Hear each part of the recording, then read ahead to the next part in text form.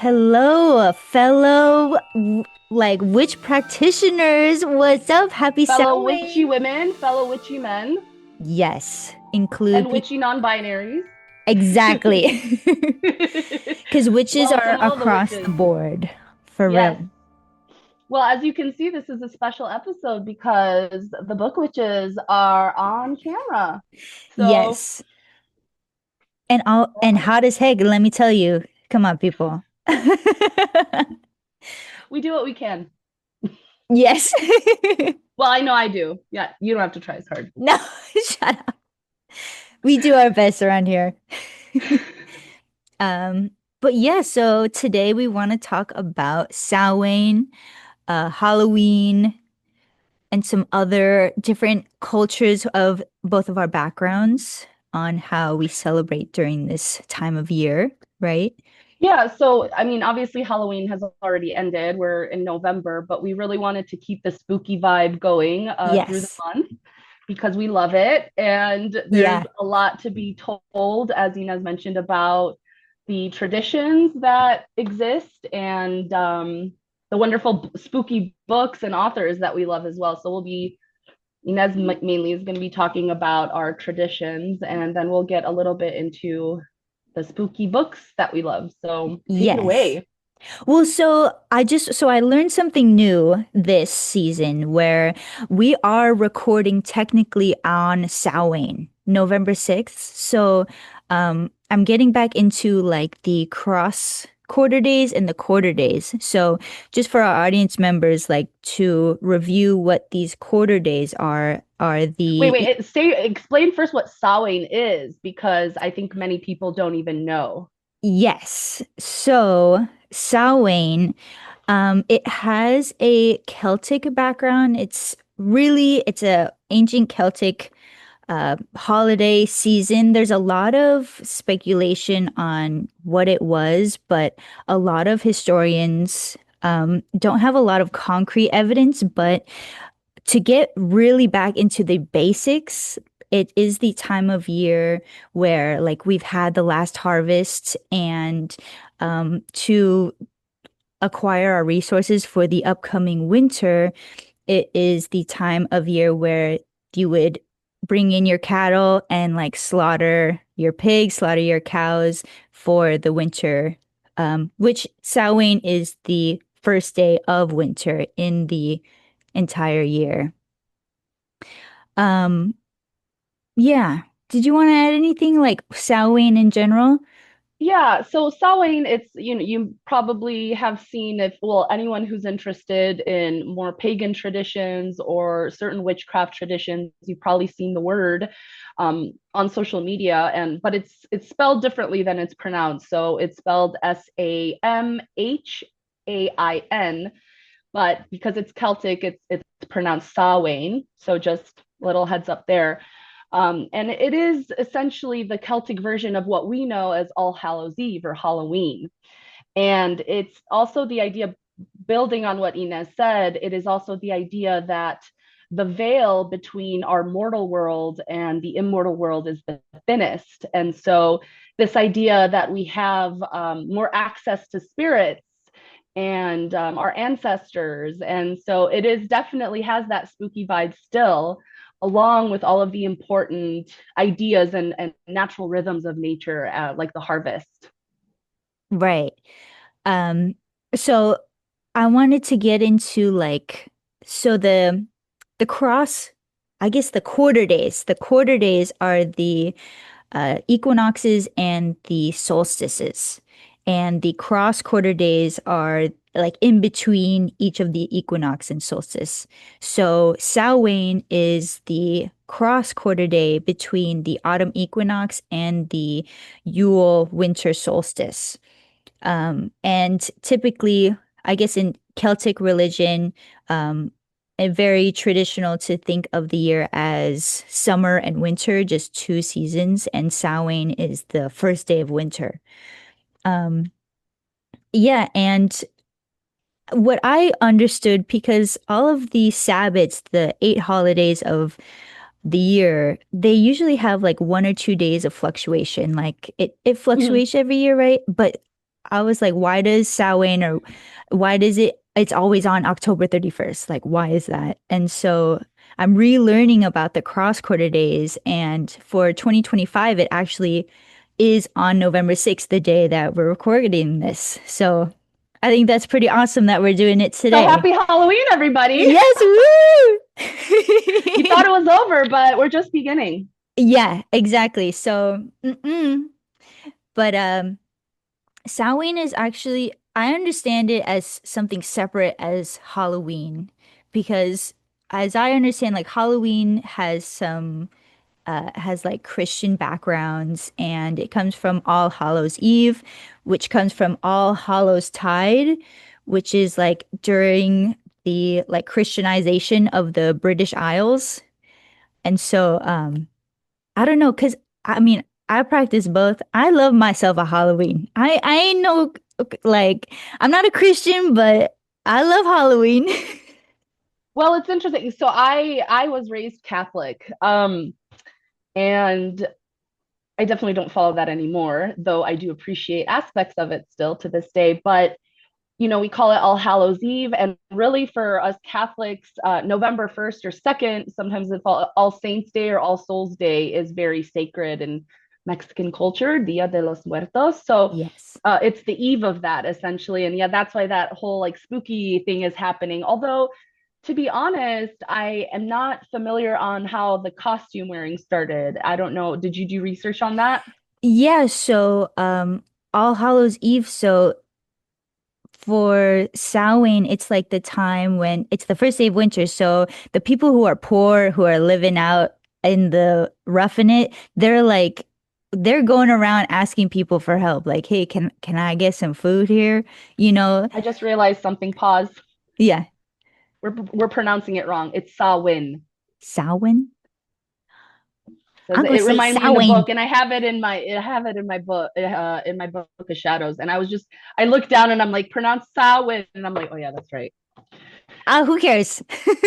Samhain. Should Okay, we? so no, so for moving forward, we'll say Samhain, but We should just keep all this shit in because this is natural. yeah.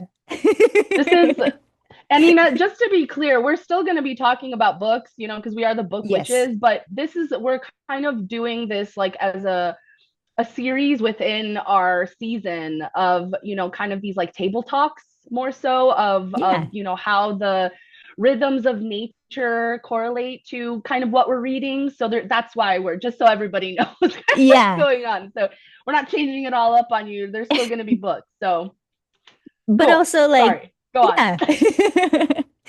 Um, what was I saying? Oh yeah, so the costume aspect of Yes. Samhain. So it's typically like people in need would go around to others' houses asking for food um and also the aspect of what you brought up before, like the thinning of the veil. So even with like Dia de los Muertos, where it's like the people who have passed in your life are now either coming back to visit or you put up an altar to like help them cross that bridge, right? And so the costume aspect is to um it's like the this idea of these spirits coming around and like needing help or like trying to possess people's bodies.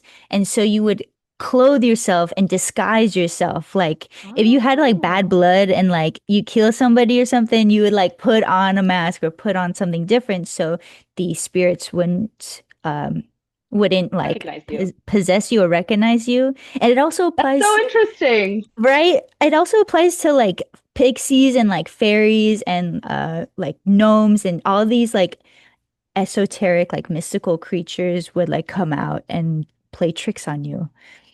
And so you have to be like, "No, I'm one of you. See my outfit."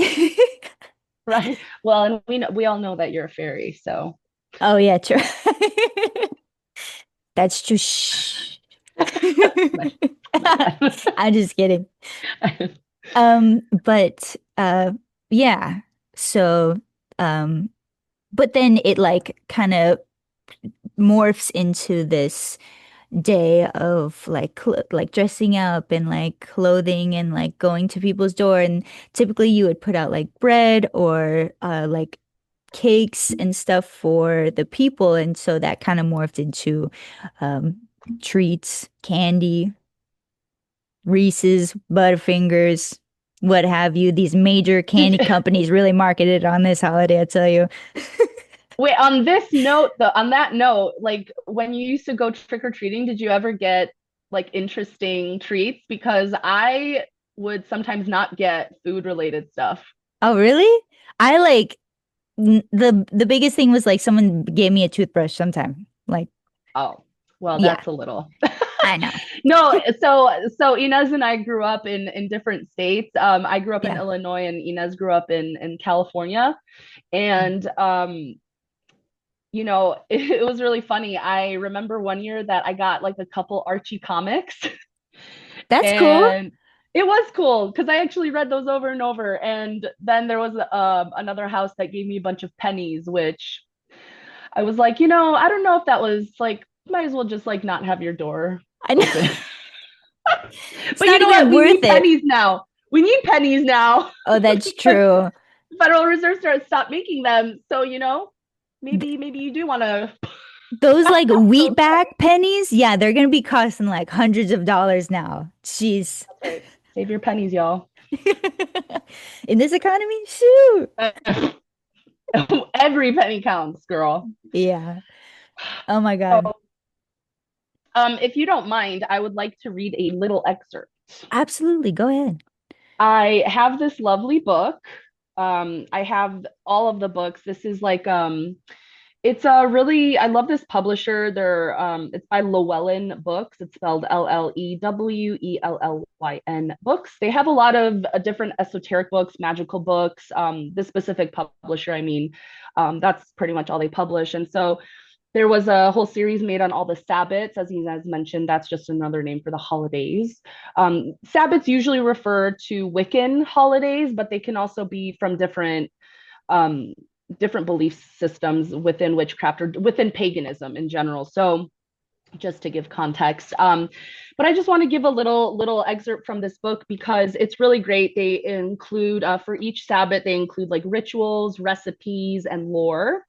And so it's really, really cool because they talk about all different cultures and what the old ways were like, what the new ways are like, and all the different ways that you can celebrate. So we're going to include this in our bookshop for anyone who would like to check it out, purchase it, and support Please our purchase, channel. like, and subscribe. Uh, Yule is coming up, people. If you want to get in early. Yes. We'll be announcing sometimes our bookshop.org actually has sales, especially on days that like I think Amazon runs sales, they also run sales at the same time to encourage people to buy from them instead, like if you want to support, because Oh, for yeah. those who don't know, our bookshop.org, it actually supports local bookstores and mom and pop bookstores, so we really love it for that. So buy from So us and not Amazon. And books are a perfect gift. So boom. yes, because they last forever and you can just read them over and over again. So Yeah. and this is definitely one of those kinds. So I'm just going to read an excerpt from the old way since that's really what we're talking about and like, how it started. So at Samhain, the circle of the year has come to its final spoke in the wheel. And when we talk about the wheel, it's the wheel of the year. So like every time there's a new holiday, the wheel turns. It's kind of like a clock. That's a good way to think of it. So at this time, the harvest has finished, the dying god interred, and the goddess has descended to the underworld to be with her beloved. So anyone who is into Greek mythology, Persephone, Hades, rings a bell. Above, her people prepare for the veil between the worlds to thin. Dead ancestors will be visiting, and with the harvest tools put away, there's a new year to think about, resources to manage, goodbyes to say, and plans to make. Meanwhile, the now barren land gives way to the rulership of the crone. So, talking about the triple goddess symbol, right? We've talked about this before. The maiden, the mother in the center, she's full, and then the crone is at the end. The crone is the final stage of the triple goddess. She represents the old woman who is a sage. She is the wisdom of, the divine feminine. So, the wisdom, a wise aspect. And So I'll just finish up here. So in some climates, October is a sad and beautiful time. Autumn leaves cover the ground like bright bleeding, leaving the trees bare. The grass fades from green to brown, and in mornings carries the white hoar of frost. The temperatures grow colder, forcing more and more time indoors. And with what we have gathered, we have just a bit more time to remember the loved ones we no longer have. Yeah, a So, woman. wanted, So mote it be. you did not just say a woman. A a a witch. There we Wait, do go. you actually know what amen is from? Do you know? I don't. No. It's actually from the ancient Egyptian Amun. Back when they started, King Tut, his father started worshiping one god, Amun, and at the end of the prayers they would say, like in reference to him, and it down the line Amen. eventually. And Really? whoever doesn't wants to correct me, but I'm pretty certain, yeah, that's right, because I remember reading about that and I thought it was so interesting. So I was just like, little amen. fact. I was like, hell no, a But it's woman. totally valid what you're saying. I completely All totally right. valid. No, I didn't know that. That's interesting. Oh shit. All right. Because Um, we stand ancient Egypt. That's one of my favorite civilizations. true.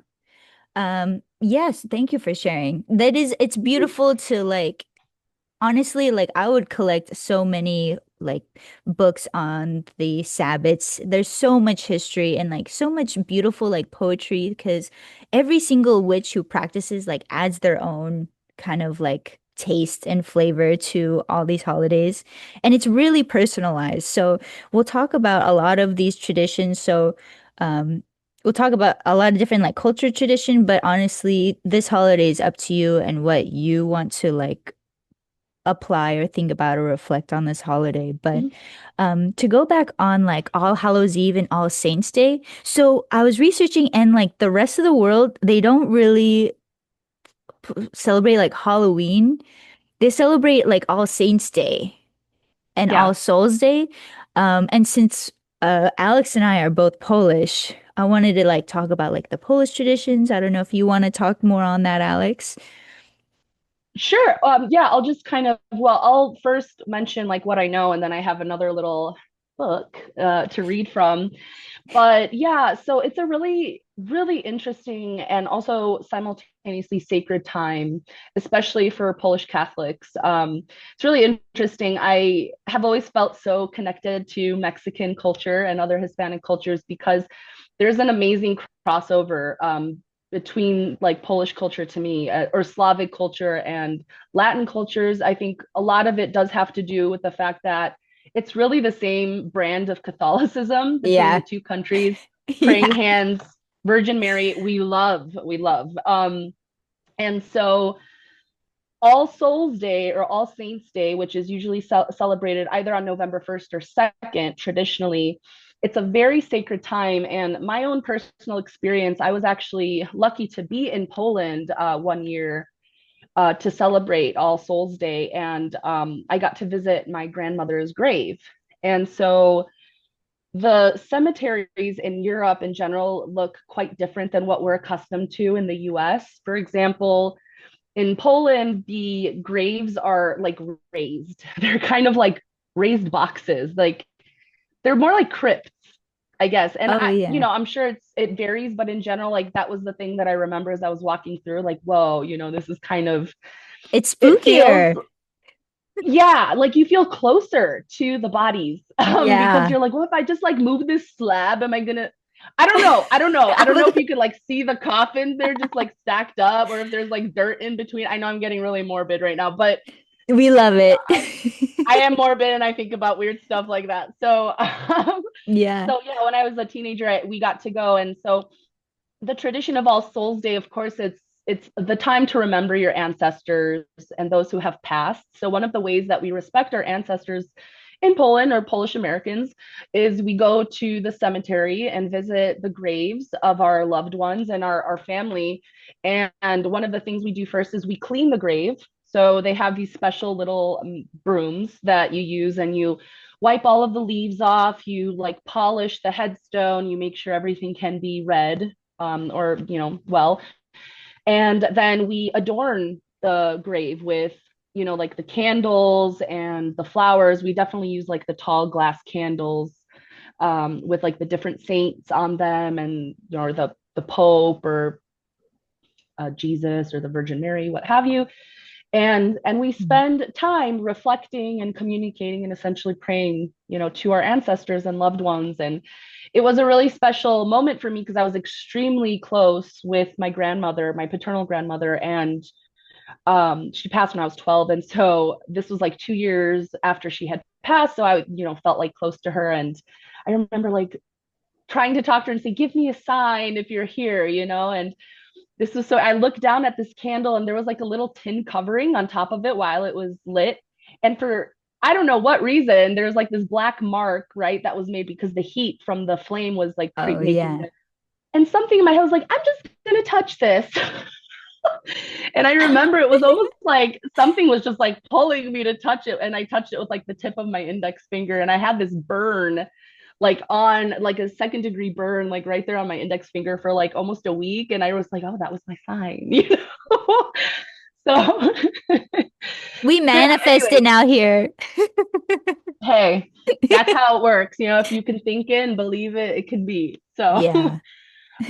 so I'll just read a tiny bit from this book. So this is a really wonderful book, and this is actually I don't know how you would pronounce this name in English. I just know it. So it's Sophie Hodorovich Nab, and she wrote Hodorowicz. another one that was like Polish folklore and herbal medicine, which I love. And this is her second book.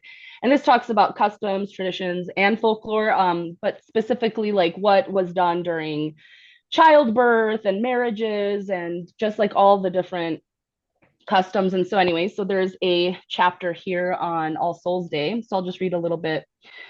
So, the desire to remember the dead has been part of Polish life and culture for countless generations. In the most ancient of times, celebrations and special ceremonies honoring the dead were celebrated twice a year in the early spring and late fall. Then in 1040 AD, Saint Odilo, abbot of Cluny, inaugurated a memorial feast for all the departed souls in a common annual celebration. This practice was formally approved by the church, and in the 14th century, the commemoration of All Souls was prescribed as a liturgical rite for the whole church to be held on November 2nd, called All Souls Day. It is known in Polish as Dzień Zaduszny or simply Zaduszki. And so preparations for this special day of commemoration of the day begins on the night of All Saints, November 1st. So this eve of All Souls Day was solemnly observed, for it was believed that at this time the dead came back to visit the earth and their own homes. At twilight, the family lit wax candles before the holy pictures of the saints that hung on the walls, often newly cleaned and decorated for the occasion, and gathered together to pray. After prayers, they gathered around a table set with extra places for the invisible guests. We do that for Christmas as well. The head of the house then opened a front door or window and invited the spirits of the dead to participate in the feast. And there's a little invocation here. Holy sainted ancestors, we beg you, come, fly to us to eat and drink whatever I can offer you. Welcome to whatever this hut can afford. Sainted ancestors, we beg you, come, fly to us. So as the food was passed around the table, each individual placed a serving of the food first on the plate designated for the ancestors that have gone before them, and then poured them some vodka, of course. That So sounds that's just a little bit. that like sounds exactly like the pagan tradition, like the dumb meal, right? Where you set out a place for the spirits and like but it's traditionally like all in silence, the dumb meal, right? But it's Yeah, what very solemn. It's very serious. It's not like, it's an extremely serious thing. And I remember that too. There was definitely like a very solemn, serious energy that's felt like you don't laugh, you don't dance. yeah, It's just like we're really honoring and respecting and remembering and I and know. reflecting ourselves too. I absolutely. Yeah, I only use dumb in like the traditional way of using like mute, like unspeaking, right? Mhm. But it's wild to like know. all these traditions, like, because I'll talk a little bit about the Dia de los Muertos, right? And all the similarities it has, because it's a time to honor the dead. I'm kind of going, I don't have a book on it, but No, it's okay.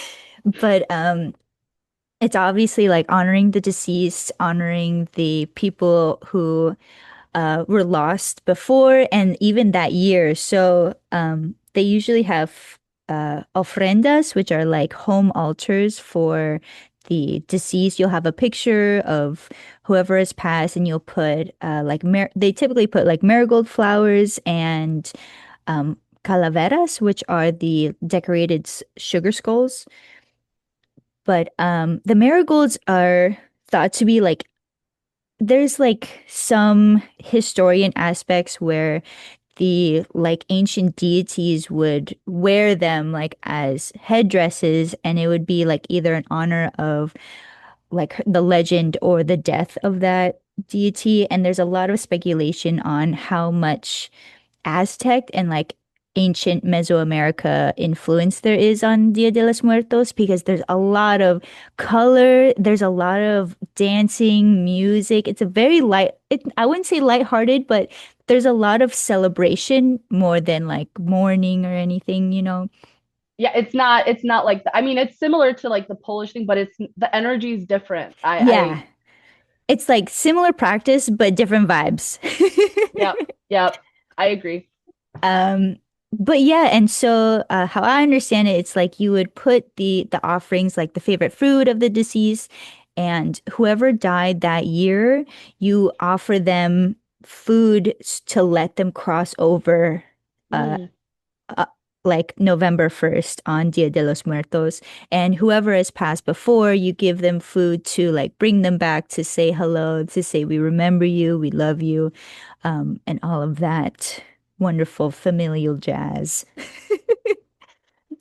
I Um, think it's really important to remember, our ancestors. Like if you're able to do research and your ancestors' names and who they were, I think it's a really special thing. I myself am speaking from experience. I've done so much genealogy work in the last year and 2 years, and have found so many names and dates that I wasn't able to before. And I'm grateful that I can speak and read and write in Polish, like to be able to do that, because you have to go to the original records, and sometimes the church documents, which are not even written in Polish, it's like Latin or sometimes Russian or German, woof. depending on, yeah, it's a lot of work. But my mom and I talk about this a lot, especially because the women of our line, how incredible they were and how hard their lives were, And I was telling my mom, I'm like, I'm not rich or anything, I live comfortably, sure, but compared to my ancestors, I live like a queen, I know, like right? I mean, just like that's lucky. Like they went through periods of starvation and drought. Many of my ancestors lived off the land as farmers, going back to the 1800s and even before. So I just can't Yeah. imagine living that and having babies like amidst all that. I One of my ancestors has like 14 children, and she was like had her last child at like the age of 50, which I cannot No way. I don't I have a yeah, wow. I don't know how they I got through it. know. And this Oh, is before obviously like modern medicine, and they were giving birth in their homes. There was like oh these are yeah. we're talking about villages of like 100, 200 people, and Well, there's just like a midwife. And you gotta pump out like the helping hands on the farm, you know? Like who else is gonna help out except right, exact no, I mean, like, we're laughing, but legit, yeah, that is yeah. exactly, I mean, part of what it was. And I think about too the children that grew up, and there really wasn't like likely as much of a childhood, definitely probably not like a teenagehood. Oh yeah. um and just how lucky I am, and modern people are, to be able to experience that, to have I the know. space to experience that. So really shout out to especially the women in the line, because they carried it all. I know, like we have to carry the freaking the name, the last name of the man, but like it's the women carrying all of this history, bruh. I want to tell you, cool tradition in Poland, actually, and this is true in my line. If the woman was more noble or had more money, it was actually common for the husband and the children to take the woman's last name. And I have a couple instances that which is I'm like, heck yeah, what a Heck badass. yeah. Oh my God, I didn't know that. That's awesome. Yeah, I mean, I think it's a, Polish culture, and this varies across the board. People have different experiences, but it is a patriarchal culture. Definitely male centered in many ways, but the Polish women are extremely strong. Oh yeah. Poland has a very hard history, and so when there were wars, which was all the time, the men had Yeah. to go off and fight, and guess what? The women were the ones who kept the culture and the language and the traditions, and they're the ones who like held down the fort. And Oh so yeah. I love to honor the women in my line, and I think about them now especially often, and I even chant their names sometimes just so they can be remembered. Oh wow. That's like, oh my God. That's so lovely that you do that, but for real, Poland's been through the ringer, like They're for not real. they're not in a really good geographical location, to be Yeah. honest. They're kind of like right in the middle of things, and they have some good resources, and it's been torn apart quite a few times, but we've persevered. Yeah. That's true because they're Yeah. strong. Um, I know I like even though like I'm Hispanic, I haven't done any much like Polish traditions or even like because I wasn't raised Catholic or Christian, but I haven't even really done like a lot of like Dia de los Muertos traditions, even growing up in California. Um, so I'm just kind of doing my own thing, you know? Which is beautiful. I know, thank you. But yeah, I wanted to get a little bit onto like what are our recommendations? I'm gonna speak a little bit like on what I do, but like what are some recommendations to the general like witch public to do on Hmm. Samhain? Um, Solid. Samhain, my apologies. I've been saying Samhain for so long, I can't. I know. No, you know what? We're not. Let's excuse us. We're not Celtic, but we do want to honor the original names. True. Um, yeah, so Lucy, continue. so modern Samhain is really malleable, and I know that like the witchy community is getting really popular right now. Honestly, in my own opinion, please like do not go by witch talk. I like can't stand it, to be honest. You can get some tips. Some people have some really awesome tips, but like get off of TikTok, go onto like YouTube or something. A little longer video, someone who's done research, whatever. Like right now, like this video right here. Hey. But so typically something like real simple. I think especially with the Sabbats, I felt this, but like this pressure to do something like extravagant, do something serious like on the day. So learning about like the cross quarter days, that little leeway, like you have a few day fluctuations, so you can go by like your own rhythm and like what is available to you. But Samhain, you can celebrate it in like the daily aspects of your life, right? Like it doesn't have to be, you don't have to pressure yourself to be like extravagant or do something like huge. So tell it how do you celebrate it? Like, what are your favorite ways? Yeah, so I celebrated yesterday because it was also the full moon, Hmm. but Super moon. super moon. Woohoo! So, I got up at dawn just to kind of relish in the day. I took a walk, just noticing and like relishing in all the colors. So, I'm on the East Coast now, so I'm seeing all the colors of the trees. Not that they don't change in around on the West Coast either. Eh, they try. But like the neighborhood I'm in, it has a lot of Japanese maples, which Mm, get like this really deep red, and some are like super bright red, which is my favorite yeah. color. So I'm like relishing. Really? Um, I can't tell. shut up.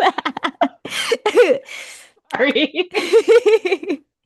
But I'll get up at dawn and I'll do like a short meditation, like 2, 3 minutes. I like to journal for a little bit, light some incense. But it can also be as little as like stirring your tea clockwise to bring in prosperity during that day, or counterclockwise to dispel any negativity you might be feeling. Obviously during like meditation or throughout the day, I'll just like if things remind me of people who have passed, I'll take a moment to reflect on them and like understand what they meant to me. So, my grandmother actually passed this year, and Mm, so I've been sewing a lot and crocheting a lot. She actually is the first person who gave me my first crochet hook, mm. which it's on my desk right now. So I'm like Oh, just honor her in that way and like thinking about yeah. her. I lit a candle for her. Um, and yeah, and so the Mexican side of me is like, let's bring some fireball up in here. Girl, I know. I can't. So I have not been able to do flavored liquor since I was like in my 20s, but you are, so you no, go for it. I well, I cannot hang. I've only like drank like a handful of times in my life. So Mm, typically like during the Sabbats, but during Samhain, people would usually drink uh intentionally, where it's like you're allowing the spirits to like flow through you or allow you to understand or distort your mind to see the thinning veil, you know. mhm. Um, but I was just having some fun, to be honest. Well, and that's, you know what, I want to talk a little based on what you said. I want to talk a little bit on that note about the importance of ritual in our lives Yeah, and the importance of tradition.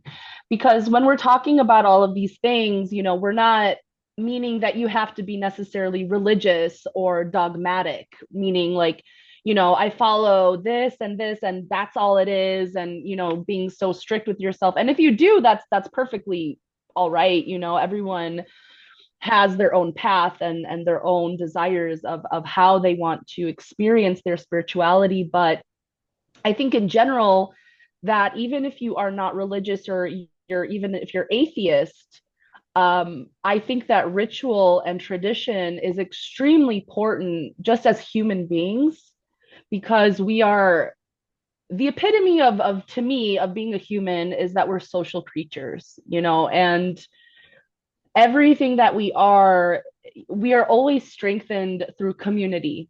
And our cultures on this planet are so vast and they vary so much and they're so rich. And, even if there is nothing on the other side, which, I don't believe that, I do believe that there is definitely a greater meaning, greater energy, things bigger than us that we might not understand. I think that when we practice ritual and we have traditions, even if they're just family traditions, it really gives meaning and purpose to our lives.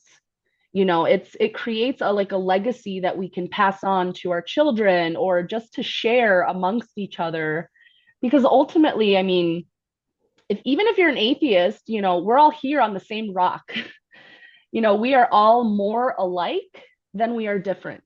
Even somebody who doesn't speak the same language as you, somebody who looks completely different than you, someone who has completely different beliefs, when we take that time to connect within ourselves and we can share that with others, we discover all of the similarities. And it's so important, especially now with what's going on in our country and the world, just let's not even get into it, just the amount of I would say like a lack of empathy and a lack of compassion. And so ritual really builds the path for connection. And the more technology increases, the more that we're in front of screens, which, hi, we are too, but it's so important to keep connecting and talking to each other and building that compassion, and understanding of others.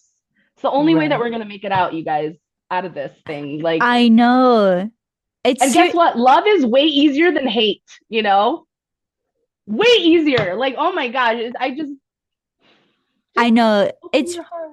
and it really is. It's like compassion and empathy just like builds these bridges between each other. And like what you're saying about like leaving this legacy and connecting through community, it's also, I think it's important to have this sense of being something greater than yourself, and like being a Hard part. agree. Right? Like being a part of a community that is Yeah. bigger than you. It allows you to like think of giving back to that community that's you've benefited from, right? Um, Well, there's something more than just you. There's something more than just your individual life and your individual family, like when we realize how interconnected we all are, that's how that compassion is born, and that's how we're able to find that love, which I'm sorry, it is a cliche and it's corny, but love really is what makes the world go round. It is. bro, love wins always. Yes. Well, so I So want like looking at all these different cultures and all these like different traditions and just how like everything overlaps. And it's like that's why I practice uh Wicca or paganism. Have my own witchcraft practice because to get really I maybe I'm wrong, but how I understand it is that all these holidays, all these religions, the baseline is like the earth fluctuations yeah. and understanding nature and understanding that we are not disconnected from nature. We are nature. What we do is natural, and we are the stewards of this earth that must protect it, must be in tune with what is going on. And Yeah, it's go ahead. no, so like I don't know, so with all these different religions, I'm like I can't subscribe because like I let's go down to the basics, right? It's just natural fluctuations of the earth, which I feel is what Wicca does in witchcraft. Well, I think what's so beautiful about pagan religions and Wicca in general is that what I find is that there's like the absence of judgment. Yeah. Growing up Catholic, and I was quite a believer. I did the song and the dance. I had my baptism, my first communion, my confirmation. And up until I was a teenager, I was a really strong believer. I went to church regularly. But when I started questioning things and just like natural questions, like seeing just the discrepancies between what was being said or what was in the Bible, and like some of the rules that and I would question it. And I'll never forget this. I grew up going to Polish school on Saturdays. It's a thing, especially in Chicago or like Pennsylvania. I know, I'm pretty sure has it too. There's just one in LA, unfortunately, maybe two.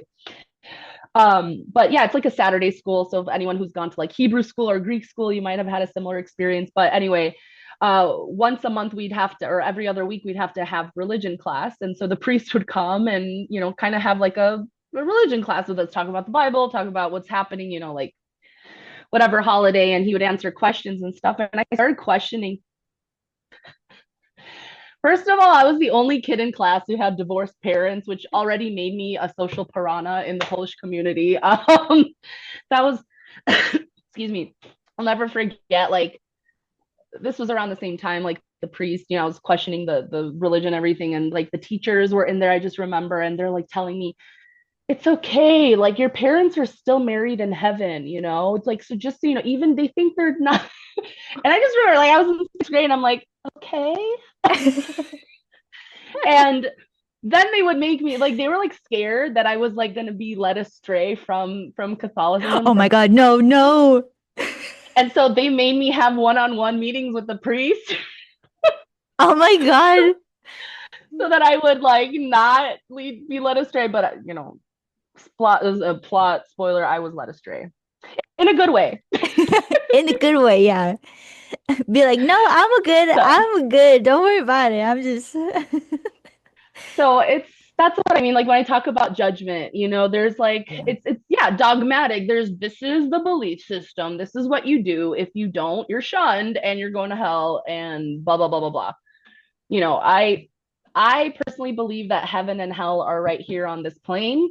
Yeah, I think that the idea of that duality, that black and white, is a very human mortal concept. We see it in things like day and night, hot and cold, um, I you know. know, good or bad. I feel like source is just source. It is just all of the energy combined. And I don't know if it's conceivable really. I know like the universe and nature, it fluctuates so much. Like the only constant there is change, right?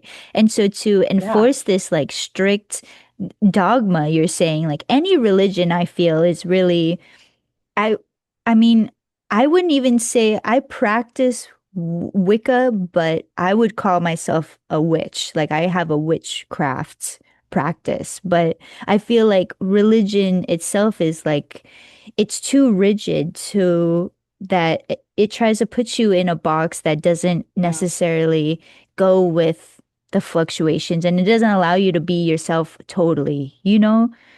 Well, and every religion claims to be the right one, oh, Yeah. we're God's chosen people, or oh, no, we're the ones who, if you believe in this, you're going to be in paradise forever, which, yeah, it's a beautiful thought. And who doesn't want that? But is it truly realistic? Like think about it, think about whether living in one polarity over the other, like even makes sense based on, we as above, so below Hmm. our mortal existence likely is more of a reflection of what is on potentially the other side versus that, oh, it's going to be all good or all bad. I really don't think it's so black and white. Right. And to reiterate what you were saying, like heaven and hell is here. It's what you make it. It really It's a is what state you of make it. mind, Yeah, I is it know. not?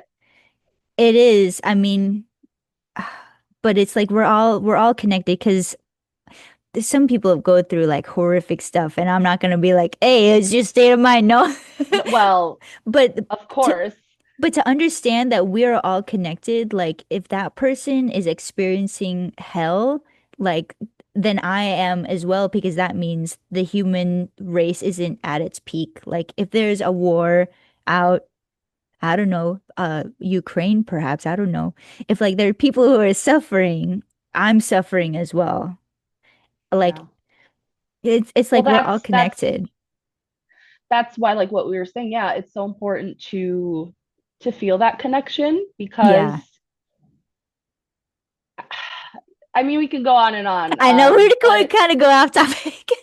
yeah, but I think let's just, say in general that it's good to connect within yourself, to question things within yourself, and to, I think, ponder on the nature of the world, like just the natural phenomenon that you can see. I mean, even if you're an atheist, you can go outside and you see the full moon and you can behold its beauty and feel something, like you can understand why. I mean, the moon even affects the tides of the ocean, like we are all connected with everything.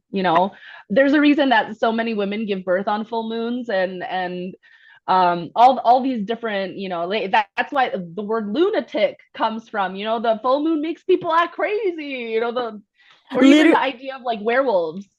Oh yeah, true. No, dude, literally to get scientific, the full moon literally affects us. Like there are Yeah. more like crime rates. There are more like instances like prison guards are literally watching the moon because people like fight more during the full moon. Animals are more active. Like it's not, we need to understand the fluctuations of the moon, of the earth to understand ourselves. I was mad as hell yesterday during the super moon. I'm not gonna Yeah. lie. I was just like, don't talk to me. Nobody talk to me. I'm just gonna drink my hot little milk here and think about things. That's Right. Self-reflect. See, an important practice. right. I feel better today. So, thank you, my moon there. Thank you, Abuela Luna. Yes.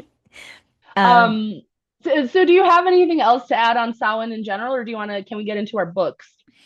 Yeah, all I can say is like connect with nature. Get your feet on the ground, get your feet in dirt, look at the sky. Breathe in the crisp air. Let's get into our books. Okay. All right. So now let's enter part two of Yes. our little book witches table talk. We want to talk about some of our favorite spooky authors and spooky books that we've read and ones that we recommend, maybe ones that we don't. So, Ynez, I'll let you lead. Oh Go yeah. ahead. Yes. So, some I haven't read a lot of spooky books. I haven't finished.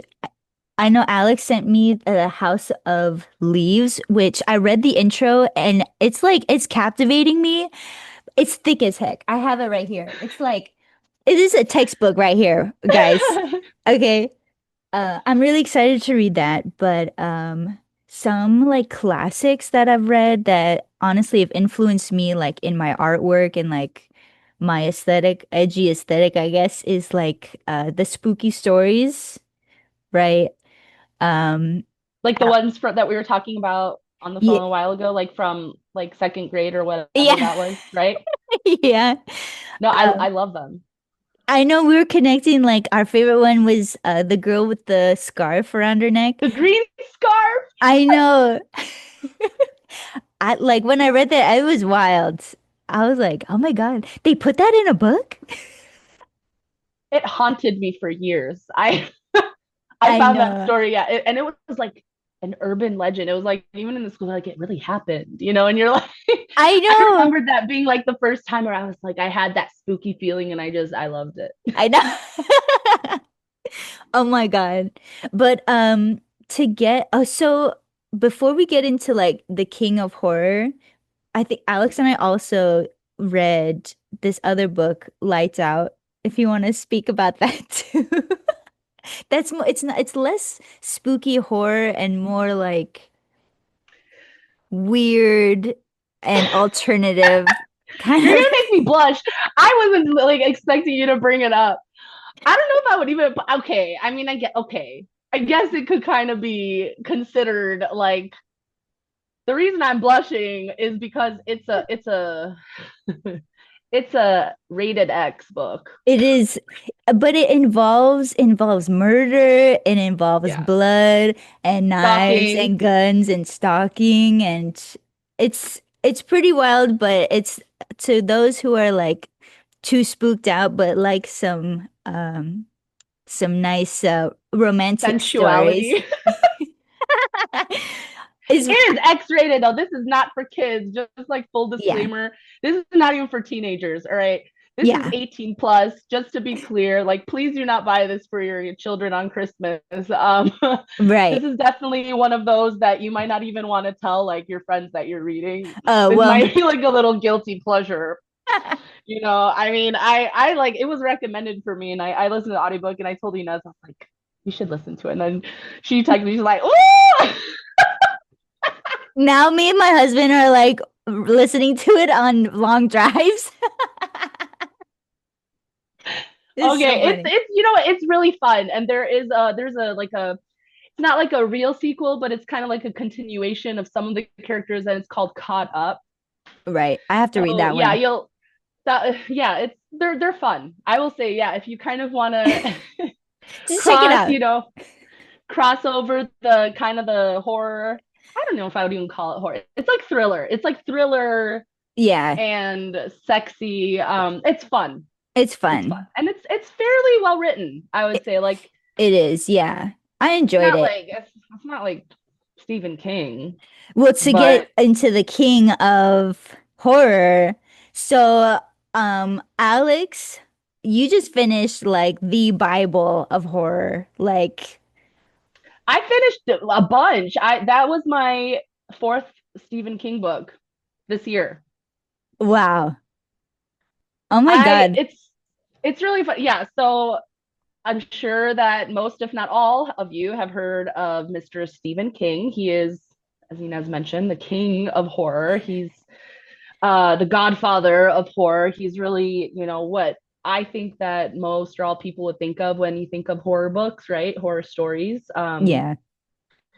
He's my brother's favorite author, and I am kind of shooting myself in the foot by not reading him until now. I feel like I don't know why, I was like, even somebody who likes horror, I didn't really want to get into it, but something this year like struck me. I'm on my reading goal for the year, my 52 goal, which by the way, I'm super behind now because those Stephen King books are long as hell. Yeah. Oh my God. But you got through four of um, them? Like, that's amazing. Oh my God. well, I got through the two of the longest ones because I, read or listened to The Stand and It.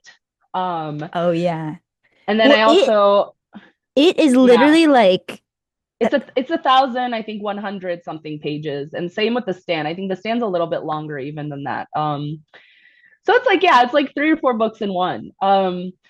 And then I read the JFK one, which is 11/22/63. That one is great. I honestly, all of the four books that I read so far by King to me are 5 out of 5. I think that he is a master of character development. I think that the way that he describes the characters, the way that you become attached to them, they feel so real. And for me, I think the most important or special part of reading King is how emotionally attached you get. I think honestly, more than an average author. Like, even I've read like romance books or whatever, I wasn't as attached to the characters. He has this really incredible way of making you care and connecting certain like sensations or feelings or memories to something that you can relate to. I mean, that's the best way I can kind of put it. I found myself getting so emotional like throughout so many of the books, and in parts where you might not even expect it, like not necessarily even the scariest parts. There were other parts that to me were like more scary. He's like, yeah, it's very psychological. yeah. I mean, it's also very gory. Don't get me wrong, like it is gory as hell. And very Oh yeah. disturbing. There's a lot of stuff that they didn't put in the movies. So I know, Ynez, you saw the movies, right? Yeah, I rewatched the first part of it, not the second part, but Girl, because I I know can there's talk a to you about it. There's this one. I'm not gonna. I don't want to give a spoiler to you. There's this part at the end, towards the end of the book, where I'm they're like, in the ugh, sewer, right? bleh, The bleh. the Yeah. kids are Do you in the know what it? sewer. I Do you think know I what it know what is? it is. Oh my god, I didn't know. I didn't know about it. I don't even want to say what it is. I think that everyone should just read it. I I, know. I don't think it's. I don't even want to say it because it's to me like really disturbing. And I get it. It's not meant to be disturbing. Okay, should we just say what it is? It's you go. You read it. You have the power. I'm sorry. It's so like it's more than morbid. It's It's messed up. It's like this is horrific on a it, real it level. makes you feel very effed up. All right. Yeah. I'll just say it that way. That's like how it made me feel. And I even texted one of my best friends, Adam, who, is your birthday twin. And I'm like, Yeah. he's read so much of King as well. And I was like, dude. And he's like, yeah, I know, but it's meant to be more like this. And I'm like, I know, but I so know. just to keep it very short and brief, it's, that we know that the story, it follows a bunch of friends, that are battling this evil entity called It. And so at one point where they're kind of like in the final stages of trying to defeat it, they're in the sewers because that's where it lives. And, they feel disconnected from each other because it is constantly trying to evoke fear from them because that's what it does. That's how it gains power. And so to feel reconnected with each other, the one girl friend who, and everyone is 11 years old. And everyone has a crush on her, right? Like all the boys have a crush on her. Yeah, everyone, and not even a crush. They're all like actually like in love with her, like Beverly. Yeah. They essentially all have sex with her as 11-year-olds. She's 11 too. And it's quite graphic and detailed. And I was very distracted. I had to like stop it and like I'm like, am I hearing? Is this what is happening right now? I'm like, or am I effed up in the head and I heard it wrong? Like, No. bruh, Oh my yeah. God. I'm still gonna read it. Like, You should, and I get it. Like the whole idea in the book is that they do it for the energy exchange, okay? yeah. And sex magic is a real thing. Aleister Crowley was probably the father of that crap. He's not, no, he wanted an excuse to have sex with a bunch of little boys because he didn't want to admit that he was gay, straight up. No, I he was read it, everything. I don't bruh. I read his book Magic. It was so bad. That guy is really, fucking, yeah, really. literally. It's so bad. Well, anyway, so that disturbed me more than a lot of the like gory parts. Like, the Yeah. arm chewing being chewed off, fine. Piranhas in the freaking river, fine. 11-year-olds having sex, not okay. Yeah. I so yeah, that's kind of the Ooh, thing with King. He makes you feel things that you're not expecting, and it makes you go to dark places that you don't really expect. yeah. But in general, it's even with that scene, which is, it is what it is. They obviously didn't put that in movies. I don't think they could, like, mm-mm. What do they do? I think, isn't it like they do a kiss or they do like a blood pact or something? I don't even They remember. do a blood pact after they defeat it. Okay. So like they're in the sewer, but like they just beat up Pennywise. They just beat it like with their hands and like weapons, and then And it like laughing, right? Laughter is, and laughing at it, and then it like falls down the drain, and then they all like leave for their school or whatever, and they cut each other's hands, they hold hands. And like if yeah, it comes back, we're gonna come back and defeat it again. right. Yeah.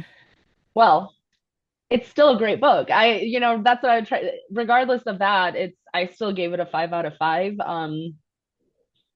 I think Yeah. also because it's a major theme within the book of how important that kind of innocent love is, between friends, especially like when you're still 11 and you're prepubescent. It's like right before you kind of start thinking more like an adult or towards, adulthood. And so it's still that really innocent time, and just how important desire is when you're a child, just what you believe in, the pure things that you believe in, like magic, and that anything's possible, and that, how much you love your friends when you're at that age. It's just so, all the creepy stuff aside, I it's know. great. It's like that dichotomy of like innocence and like the purest love and like connection, and then like almost ruining it with that last scene, or like having it with all of that gory aspect. It's like, wow, these kids need more than therapy. I was just like, wow, he really went there. I was Yeah. just like, whoa, damn. Um, so I also read The Shining, which is a really major Classic. one, classic. Yes. It's the one with the haunted hotel, which we love that theme. Oh yeah. I do. If anyone is like in SoCal as well, like, the Queen Mary, if anyone's ever Oh gone to yeah. for it in Long Beach, that one's super fun. It's a haunted ship. Um, but yeah, the Shining was great too. Although, I'll be honest, I think The Shining I gave like a 4 out of 5. I think I didn't like it as much as The Stand and It. Well, The Shining, like, cause I recently watched it. I don't know if I watched it this year or last year, but it's a great movie because of Jack Nicholson, to be honest. Like, with the wife, she's running, and it's just like, you give women a bad name, girl. Like, it's that movie is good because of Jack Nicholson. And I remember, like, as Yeah. a kid, it was one of my first R-rated movies or horror movies, and I was like, that's scary. And then recently, I'm like, it's not. I've been desensitized, probably. Probably. Yeah. It's still, yeah. So like The Shining is more along the lines of like a haunting, and there's, the child has like they call it The Shining. It refers to his natural ability to see and hear things that are not of this world. And so his, family moves to this hotel to be caretakers essentially over like a long winter. And so they're the only ones that are there. It's like a mother and a father and their son. And yeah, things happen. Like, are they going to make it out? It's definitely one of the classics. I think that everyone should still read it. If you're into Stephen King, Oh yeah. it's Well, definitely one of the ones. tell me about The Stand. I haven't heard that one. Yeah, that one, it's interesting. I think that one is in general, like the general consensus is that it's his like greatest work. But I And I didn't missed really it. know. It's a lot. Man, you should listen to the audiobook though, because the I have it in our Libro account. It's really the narrator is really great. And that book is like talking about his character development. Whoa. It's pretty much a pandemic. And I didn't realize that that's what it was about. And I had like minor PTSD listening to this book after COVID. I'm not gonna lie, like I actually looked up what year this was written, and it was, I mean, it was like what 70s, 80s. It was one of his earlier books, way before COVID. Oh And the wow. way that he describes the pandemic is very eerily similar to what I think we experienced with COVID. And so I was just like, oh God, I don't want to really listen to this, but now I'm in it, so I'm just gonna finish it. And it's definitely like a battle between good and evil. I feel like there's more religious flavors in it, like between the good and evil, meaning like I don't know necessarily Christian, but yeah, kind of. Definitely that's what it like I would think of. It's very long. It's like Yeah. it went on. It took me like over I think a month, 3 weeks or a month to finish the whole thing. And I was listening every day. And those people who are like me have an ADHD brain, or you like to think fast and you also listen to your audiobooks at like 1.2 up to 1.5 speed. That's me. It still took 1.5. me like three. Yeah, sometimes it depends. If it's like a super easy book, yeah, I'll do like 1.4, 1.5. The stand, I couldn't go faster, I think, than like 1.2. Sometimes Wow. 1.3, but I'd have to like go back because what just happened? Yeah, my Oh brother wow. makes fun of me for that. He was like visiting me, and he walked out of the bathroom. He's like overheard me, like I was doing dishes and like listening to my audiobook, and he starts laughing. He's like, "What?" He's like, "How are you listening?" He's like, "Brr, brr." I'm like, "You get used to it." Oh my God. No But way. no, yeah, it's just a disclaimer. It has, if you experience, especially if you experience loss around COVID, I don't know if I would recommend it. It revisits a lot of the things that I think that we felt and experienced Wow. around that time. So take that as you will. Huh. Okay. Well, I still want to read it. Damn. Yeah. And then the JFK one was amazing. I love that one. Yeah. It takes place like yeah in the 60s. It's a time traveling book. So that one I felt like is more fantasy. It's definitely not. It didn't have horror aspects to me. It definitely felt like more fantasy. But great. I thought it was great, especially if you're a fan of JFK or just the like democratic kind of Oh um yeah. it's Political. yeah, well the whole premise and without giving anything away is that a guy goes back in time to the 60s to try and stop the assassination of JFK. Okay. Dude, bro, me and Chris, my husband, he was like, we talk about this sometimes. Like, what would happen if like Al Gore was the president instead of Bush? Like, what would happen? Yeah. What if Lincoln wasn't assassinated? You know, like Yeah. what would happen then? That's Okay. literally what the whole premise is. I highly recommend. I think Ynez you would really like that. I think Chris would like it too. Yeah. Um And what I really also liked about it is like it being set in the 60s, he did such a freaking good job. How immersed you feel. Like you should listen to that one. Listen to that one if you can. Okay. Just because like you feel so immersed just by listening to it because they do the accents like from the 60s. You know, people spoke differently back then, like in the 50s and 60s. There's like a slightly different cadence to the way that English was spoke, American English. They're not And saying like bro and like what's up, dude? And like no, definitely not. But even like the accent and stuff. And I think too, for me, anyways, I feel like I was able to find more compassion for people who maybe grew up in that generation and who still hold on to some of those beliefs or biases, let's call them, I don't even want to call it like discrimination because I think a lot of the time people are a product of their time and they don't necessarily have bad intentions, but it comes off a little off color, so to speak. You know what I mean? You know what I mean, I know what you mean. right? Oh my God. But I remember just having that sensation. I'm like listening to it. I was like, you know what? I could really understand Yeah, why they still like because of the vibe of the book. So I think it's great. right. And And that's, I cried at the end of that one, like in a good way. oh shit. Yeah. But that's Yeah. why we love reading books, right? It like it encourages this Yeah. compassion, encourages this like different perspective of life where we understand different perspectives more and have compassion for it. Honestly. And then we're talking Absolutely. about like empathy, like everyone needs to read more, for real. Get Oh, oh, please. bro, Please, please. please. No, but like all jokes aside, I just read an article about how many like how few people are reading these days, and especially like kids and teenagers, because grow up with technology, of course, it's way more exciting than opening up a book, and it takes more concentration to read.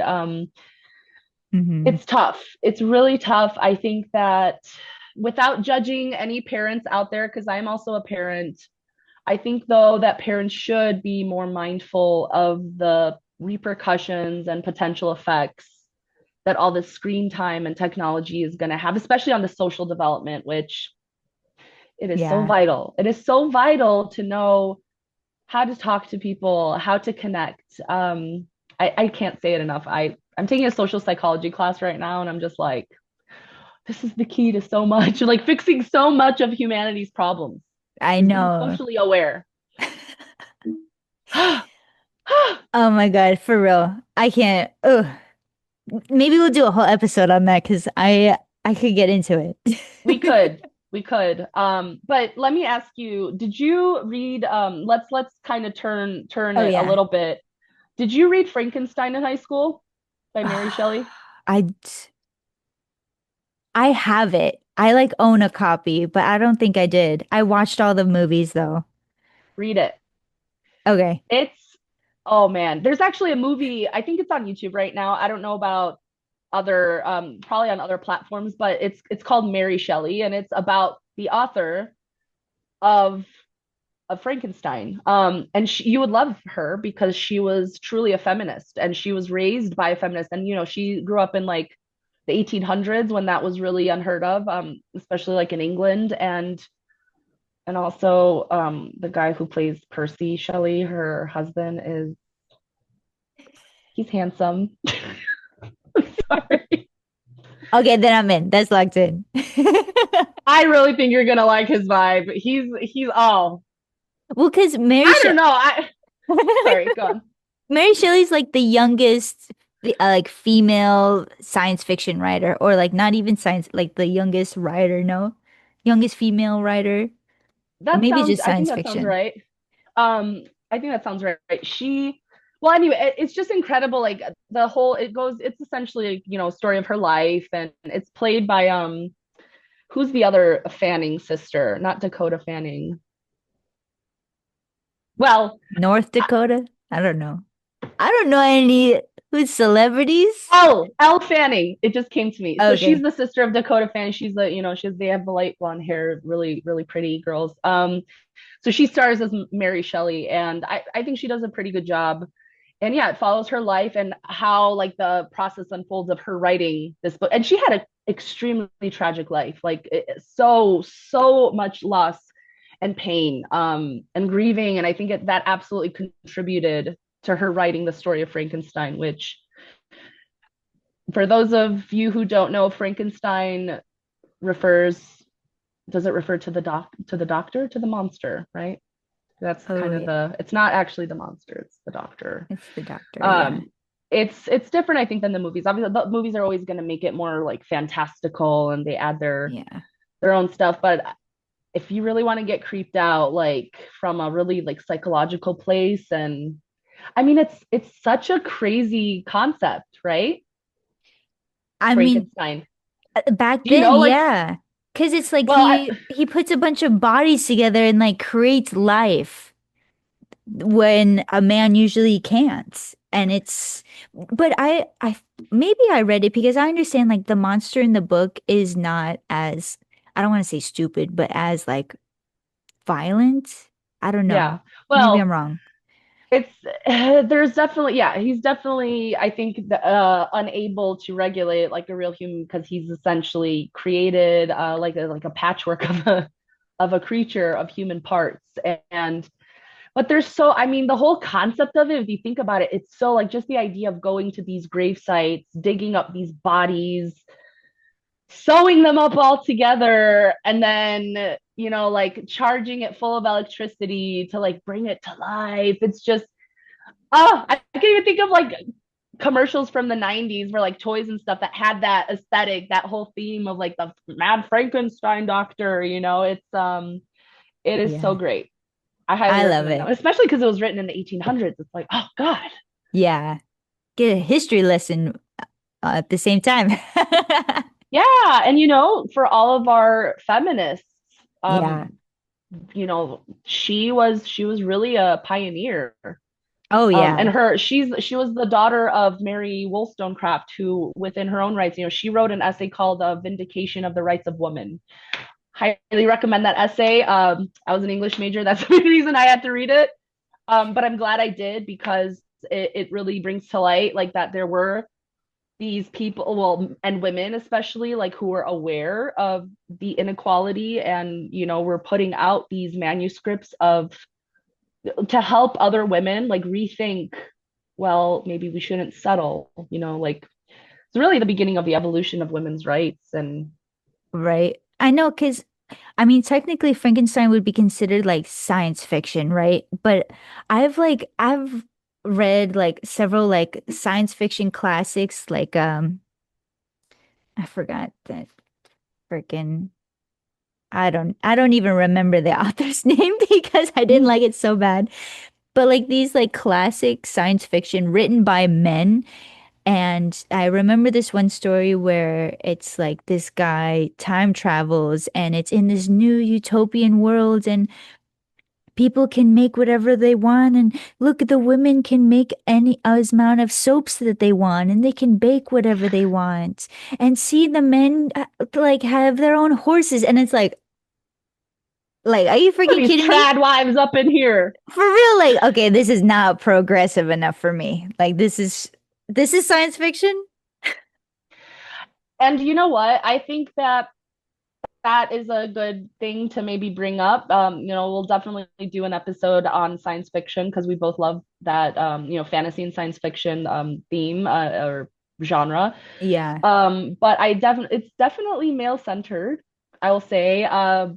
Not just authors, but just even characters. And we'll talk more about like ones. I actually recently read a science fiction that was, the main character was a woman, and I was like, oh, this is so cool, and I really enjoyed it. So Oh yeah. yeah. I'm reading a science fiction now. It's a trilogy. I don't know if you know the uh the movie Annihilation with Mm-mm. what is it? Not Nicole Kidman. That other one? God dang, I don't know celebrities at all. Anyways, Okay. it's Bless your heart. That's a good thing. Don't ever change. It's the Southern Reach trilogy by Jeff Vandermeer. I'm on the third book, so I'm almost done. Oh, cool. But I don't read a lot of science fiction, but like a friend recommended to me like years ago. Um and it's written by a man, but the main character is a woman. It's this biologist. In the first book, it focuses on her, and she's very like clinical, how a biologist is, but it's like the way he writes her. I don't know. I have compassion for her and I like relate with her, which is amazing. And it's really messing with your mind because it's like it gets really esoteric, especially towards the end. I don't know. I can't see too That's much. cool. Maybe we That's have to do cool. another one on science fiction. Oh, yeah, we should. We should Yeah. definitely do that. Um, but yeah, Inez brought up House of Leaves, which I Yes. think that, if we're gonna continue to maybe keep November spooky, I don't know. We haven't really like I decided. think so. But it would be fun. I'm totally down for that. I think that hopefully by the next episode, then we can both like read it and finish it. Because yeah, I picked it up when I was on one of my trips, and it was on one of those, recommended tables at a bookstore. And the author's last name is Polish, so that, caught my eye. And he's half Polish. I actually, looked him up, but he was raised in New York City. And it's a really interesting book. Like Ina said, it is thick, but it's like not every page is like totally filled. It's Yeah. really interesting. Inez, if you don't mind maybe opening up to a couple pages just to kind of show like some Like of the it's sometimes it's really dense, weird. but like It's it's really a weird. Yeah, all different kinds of fonts.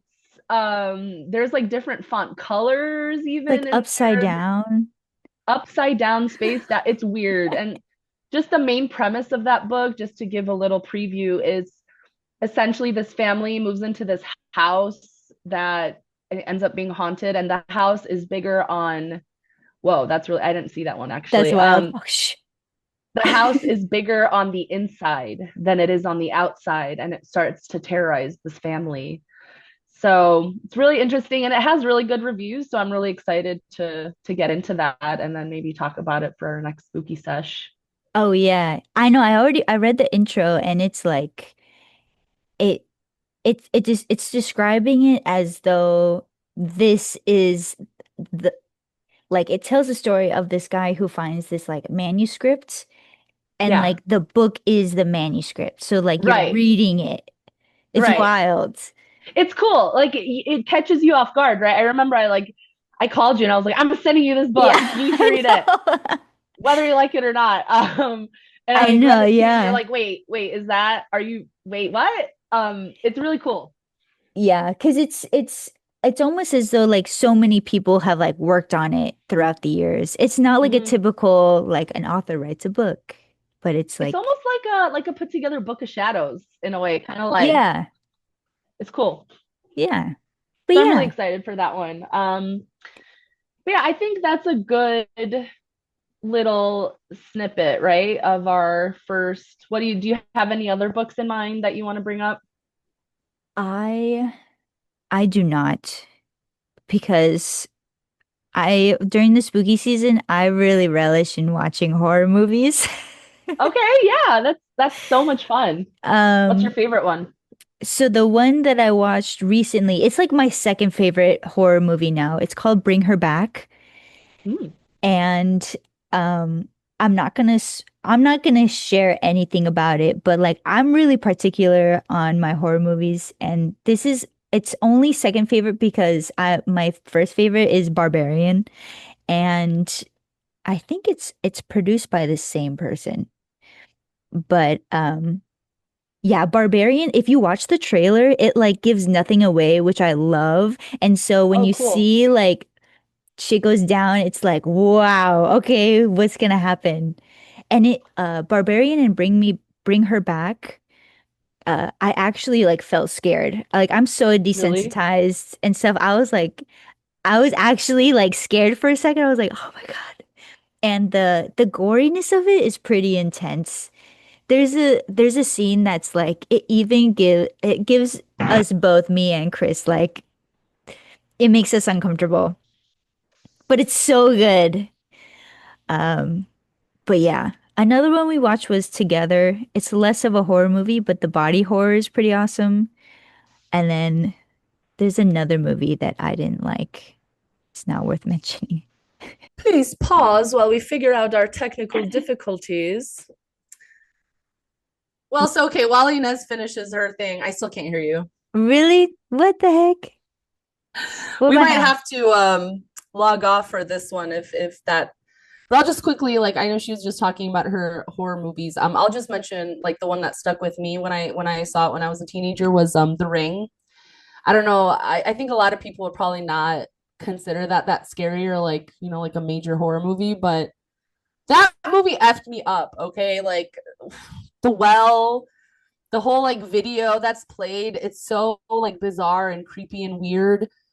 And the house that I kind of grew up in with my parents, like there wasn't a well in the back, but there was this kind of like fire pit thing that looked very similar to the well in the movie. And Oh my let's gosh. just say that I had a hard time going to the bathroom at night and like looking out the window and seeing that thing that really like, and then it's like I'd be showering and I'm like rubbing all the soap out of my eye like immediately to make sure Oh my you God.